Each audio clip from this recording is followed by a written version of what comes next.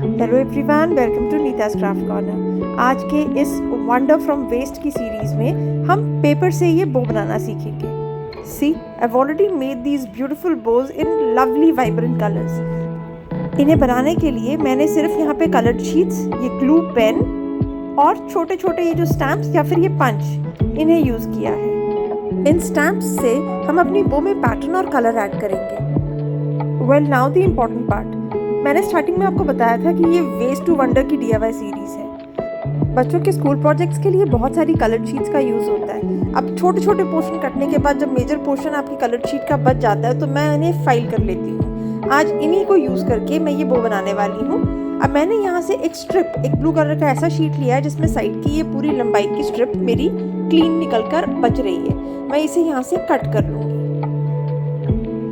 आप चाहें तो नए कलर्ड शीट्स पे भी इसे बना सकते हैं, लेकिन मेरी आदत ये है कि मैं वेस्ट में से भी कुछ ना कुछ जुगाड़ निकाल ही लेती हूँ। तो मैंने यहाँ पे ये जो साइड से लॉन्ग स्ट्रिप कट किया है, अब इसकी लेंथ कम करूँगी और इसे हाफ में फोल्ड कर दूँगी। अब उसके बाद इसकी चौड़ाई को कम करेंगे, इसे भी सेंटर से यहाँ हाफ में फोल्ड कर देंगे। अब आप देखें, इसमें दो साइड्स हैं। जो बंद साइड है उसको अपनी तरफ फेसिंग कीजिए और जो खुला मुंह होगा, जहाँ खुला वाला पोर्शन होगा फोल्ड का, उसको आप बाहर वाली तरफ रखेंगे।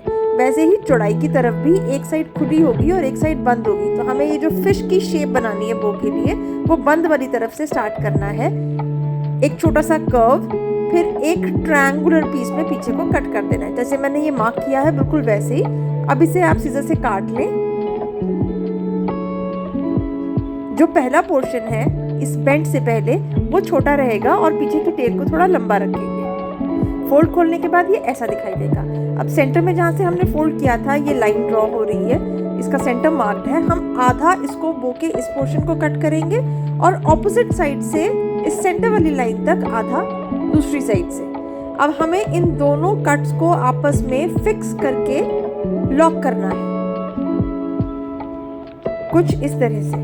जब ये लॉक हो जाएगा तो अब हमें ये जो नीचे वाला पोर्शन है, ग्लू पेन से मैं यहाँ अंदर वाली तरफ ग्लू लगा रही हूँ और बस अब इन दोनों साइड्स को हम आपस में चिपका देंगे। इस ग्लू पेन से चिपकाने के बाद आप इसको ऑलमोस्ट 30 सेकंड्स के लिए होल्ड करके रखें, फिर इसकी पकड़ अच्छे से मजबूत हो जाएगी। ये जब फिक्स हो जाए तो आपकी बो बन के ये ऐसे दिखाई देगी। अब ये जो पीछे का जो हमारा टेल वाला पोर्शन है, हम इनके एजेस को आपस में मिलाएंगे और यहाँ बैक से जहाँ मैंने थंब रखा है, मैं एक ट्रायंगुलर शेप कट कर दूंगी। अब ये बेस हमारी बो का बनके रेडी है। बो ने अपनी शेप ले ली है। अब हम इसको थोड़ा सा ब्यूटीफाई कर देंगे, जो मैंने आपको स्टार्टिंग में बताया था, स्टैम्प्स या पंच की हेल्प से।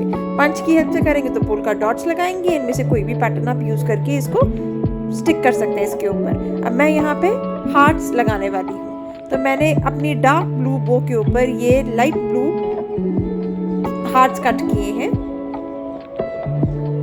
और ग्लू पेन की ही हेल्प से। मैं यहाँ पे क्यों आपको बता रही हूँ कि मैं ग्लू पेन यूज़ कर रही हूँ। ग्लू पेन बिल्कुल भी मेसी नहीं होता, उससे कोई भी ट्रेसेस नहीं रहते हैं। फेविकॉल की तरह वो निकल के बाहर नहीं आता, जितना चाहिए उतना ही यूज़ होता है।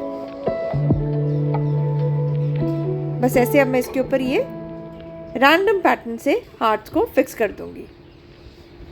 एक सिंपल प्लेन बेसिक कलर की बो आपकी कलरफुल हो गई है इन छोटे छोटे हार्ट्स को लगाने के बाद।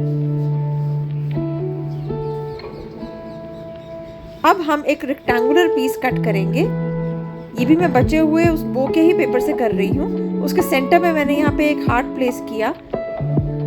इसे अब उल्टा करें और इसके ऊपर ग्लू लगाएं। बस अब इसे बो के सेंटर में प्लेस कीजिए और स्टिक कर दीजिए। आपकी बो बनके रेडी है। तो देखा आपने, इतनी सी चीज से आप अपने gift PACS, gift bags, planters या किसी भी साधारण पैकिंग को बहुत खूबसूरत बना सकते हैं, और वो भी बिना ज्यादा खर्च किए।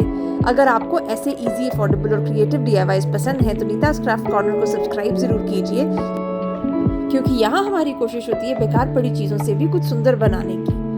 वीडियो अच्छा लगा हो तो इसे लाइक ज़रूर करें, अपने दोस्तों के साथ शेयर करें और मुझे कमेंट करके ज़रूर बताइए कि अगली बार आप क्या बनाना चाहते हैं। मैं मिलती हूँ आपसे अपनी अगली DIY के साथ। तब तक के लिए खुश रहिए, क्रिएटिव रहिए और कुछ नया बनाते रहिए।